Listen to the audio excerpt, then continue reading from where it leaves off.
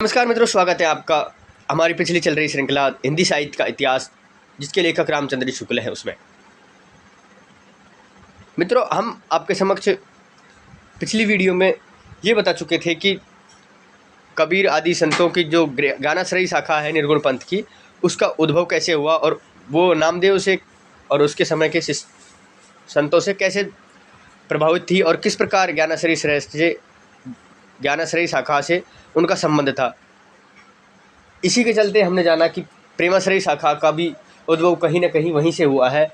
तो किस प्रकार प्रेमाश्रयी शाखा का उद्भव हुआ और किस प्रकार वो नामदेव आदि प्रमुख संतों से संबंधित है, और प्रेमाश्रयी शाखा के मूल और मुख्य कवि आप जानते ही हैं, जायसी है। तो आइए जानते हैं प्रेमाश्रयी शाखा की पृष्ठभूमि, प्रेमाश्रयी शाखा का उद्भव। लीजिए प्रस्तुत है। शुद्ध प्रेम मार्गी सूफी कवियों की है, जिनकी प्रेम गाथाएं वास्तव में साहित्य की कोटि के भीतर आती है। इस शाखा के सब कवियों की ने कल्पित कहानियों के द्वारा प्रेम मार्ग का महत्व दिखाया। इन साधक कवियों ने लौकिक प्रेम के बहाने उस प्रेम तत्व का आभास दिया है जो प्रीतम ईश्वर से मिलाने वाला। इन प्रेम कहानियों का विषय वही तो साधारण होता है, अर्थात किसी राजकुमार का किसी राजकुमारी के अलौकिक सौंदर्य की बात सुनकर उसके प्रेम में पागल होना और घर बार छोड़कर निकल पड़ना, तथा अनेक कष्टों और आपत्तियां झेलकर अंत में उस राजकुमारी को प्राप्त करना। पर प्रेम की पीर की जो व्यंजना होती है वह ऐसी विश्वव्यापक रूप में होती है कि वह प्रेम इस लोक से परे दिखाई पड़ता है। हमारा अनुमान है कि सूफी कवियों ने जो कहानियां ली हैं वे सब हिंदुओं के घर में बहुत दिनों तक चली आती कहानियां हैं, जिनमें आवश्यकता अनुसार उन्होंने हेर फेर किया है। कहानियों का मार्मिक आधार हिंदू है। मनुष्य के साथ पशु पक्षी और पेड़ पौधों का भी सहानुभूति सूत्र में बद्ध कर अखंड जीवन समष्टि का आभास देना हिंदू प्रेम कहानियों के घोर दुख पर के व्रत होते हैं। यह बात मिली है। शिक्षित विद्वानों की काव्य परंपरा में यद्यपि अधिकतर आश्रयदाता राजाओं, चरित्रों और पौराणिक ऐतिहासिक आख्यानों की प्रवृत्ति पर साथ ही कल्पित कहानियों का भी चलन था।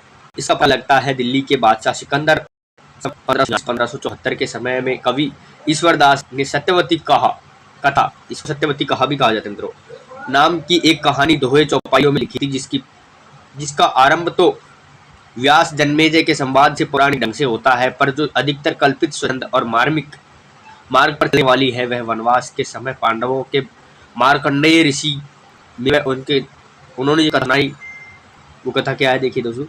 मथुरा के राजा चंद्रोदय को कोई संतान न थी। शिव की तपस्या करने पर उसने वर से राजा को हुई। सुंदर सरोवर में स्नान करने की करती थी। इंद्रपति नामक एक राजा के 4 पुत्र थे। एक दिन ऋतुवर्ण शिकार खेलते खेलते घोर जंगल में भटक गया। इस एक स्थान पर उसे कल्प वृक्ष दिखाई पड़ा, जिसकी शाखाएं 3 कोस तक फैली थी। उस पर चढ़कर चारों ओर दृष्टि दौड़ाने पर उसने एक सुंदर सरोवर दिखाई पड़ा, जिसमें कई सुकुमारियां स्नान कर रही थी। जब वह उतर कर वहां गया तो सत्यवती को देखकर मोहित हो गया। कन्या का मन भी उसे देखकर डोल गया। ऋतुवर्ण जब उसकी और एक टक ताक रहा, तब सत्यवती को क्रोध आ गया और उसने कहा, एक चित्त हमें चित्तवन जब जस जोगी चित्त जोग, एक चित्त हमें चित्तवई जस जोगी चित्त जोग, धर्म न जानिस पापी कहिए कौने लोग, और शाप की तू कौड़ी और व्याघ्रग्रस्त हो जा। ऋतुवर्ण वैसा ही हो गया।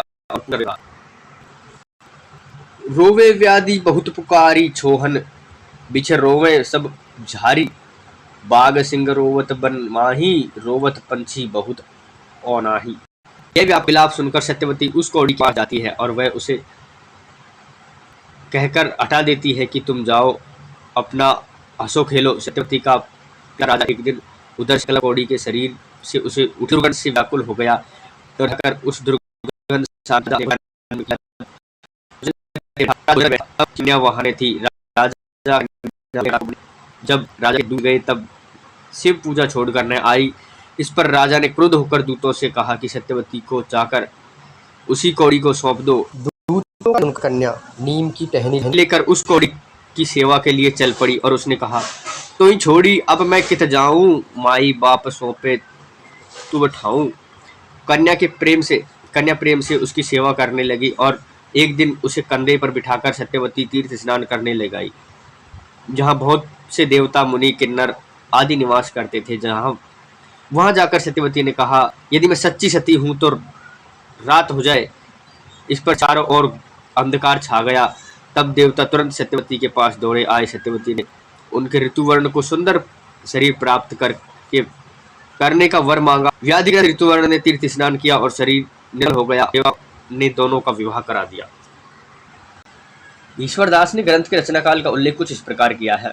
भादो मास पास उजियारा, तिथि नामो सो मंगलवारा, नसद अश्वनी मेष कै चंदा, पंचजनासो अदा आनंदा, जोगिनीपुर दिल्ली बढ़था, सिकंदर बड़ सुल्ताना, काठे बेट सुतरती विद्या नगपति दीहिनी, ता दिन कथा आरंभ यह ईसर दास कवि कीनी।